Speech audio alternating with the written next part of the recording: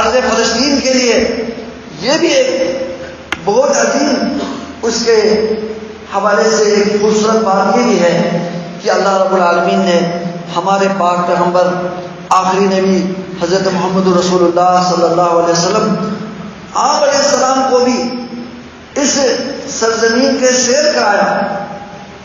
اس کو کہتے ہیں مسر النبی صلی اللہ علیہ وسلم. نبی علیہ السلام کا اسراء اور معراج کا بھی مرکز تھا. آپ علیہ السلام ہجرت سے پہلے آپ کو پتہ ہے کہ آپ کو ایک بہت بڑا ایک اعزاز جو اللہ نے جو عطا فرمایا وہ معراج کا واقعہ ہے. معراج کا واقعہ بہت عظیم واقعہ ہے. نبی علیہ السلام کی سیرت کے اندر ایک بہت ہی عظیم ایک واقعہ ہے. آپ علیہ السلام کو اللہ رب العالمین نے ایک معجزانہ طور پر اللہ تبارک و تعالیٰ نے فرشتوں کے ذریعے جبریل کے ذریعے اور فرشتوں کے ذریعے جبریل کے ذریعے بجلی کی قیادت میں آپ علیہ السلام کو مسجد حرام سے اٹھایا.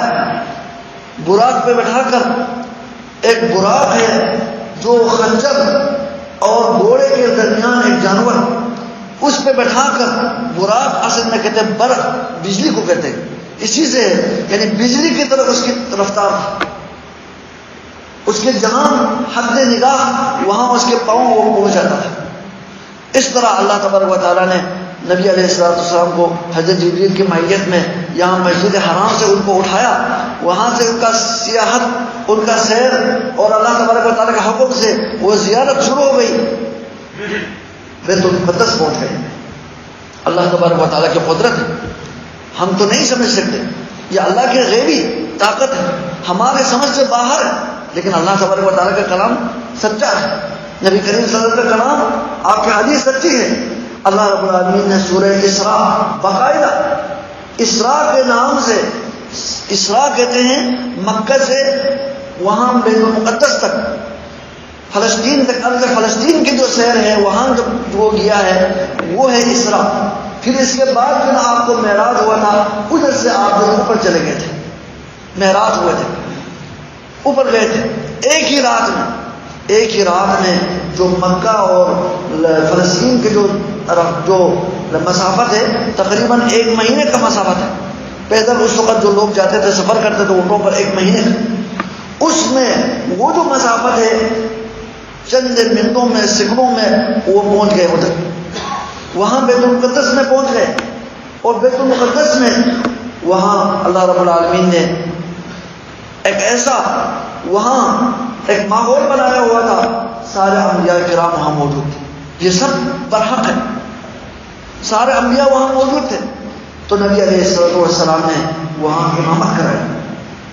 فلسطین کے لیے بیت المقدس میں, بیت المقدس کے اندر آپ کے پیچھے سارے انبیاء نے نماز پڑھی. اسی لیے آپ علیہ السلام کو امام الانبیاء کہا جاتا ہے. انبیاء کے امام بنے ہیں, اگرچہ وہ فوت ہو گئے لیکن اللہ تعالیٰ کی قدرت ہے, ان کو اللہ تعالیٰ نے اکٹھے کر دی. ہم اس کو ایمان کرتے ہیں, ایمان رکھتے ہیں, اس پر ایمان کرنا ضروری ہے. اللہ رب العالمین خود قرآن پاک میں فرماتے ہیں سبحان الذی, وہ ذات پاک ہے, تمام قسم کے عیوب سے پاک ہے.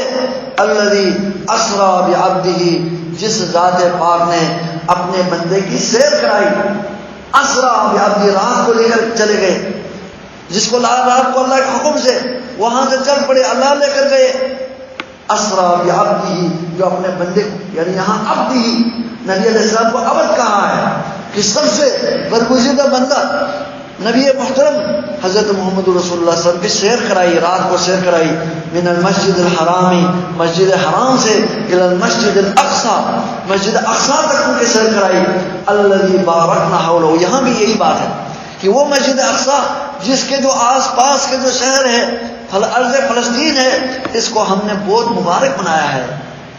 بارکنا حولہ لنوریہ من آیاتنا, تاکہ ہم اپنے بندے کو حضرت محمد رسول اللہ صلی اللہ علیہ وسلم کو ہم اپنے آیات, نشانیاں, قدرت کی نشانیاں یہ دکھائیں, غیب کی نشانیاں دکھائیں. تو یہ سب غیب کی نشانیاں ہیں. وہاں جا کے انبیاء سے ملاقات ہوئی, وہاں جا کے اللہ تعالیٰ کے جو وعدے ہیں وہ سب اللہ کے نبی کے سامنے تھے. سارے جو نا اللہ تبارک و تعالیٰ نے اپنے نبی کو دکھایا. وہاں سیر کرائی، وہاں پہنچے، وہاں آپ نے امامت کرائی. پھر ادھر سے معراج شروع ہو گیا. اب دیکھو نا، یہ نبی صلی اللہ علیہ وسلم کا اسراء اور معراج کا مرکز ہے. ادھر سے آپ اوپر چلے گئے. بیت المقدس مسلمانوں کا ہے، مسلمانوں کا مرکز ہے، مسلمانوں کا نبی کا مرکز ہے. آپ علیہ السلام کا اسراء اور معراج کا جو وہاں جو زمینی سفر وہاں اختتام ہوتا ہے، پھر وہاں سے آسمانی سفر کا آغاز ہوتا ہے. پھر آپ اوپر چلے گئے معراج.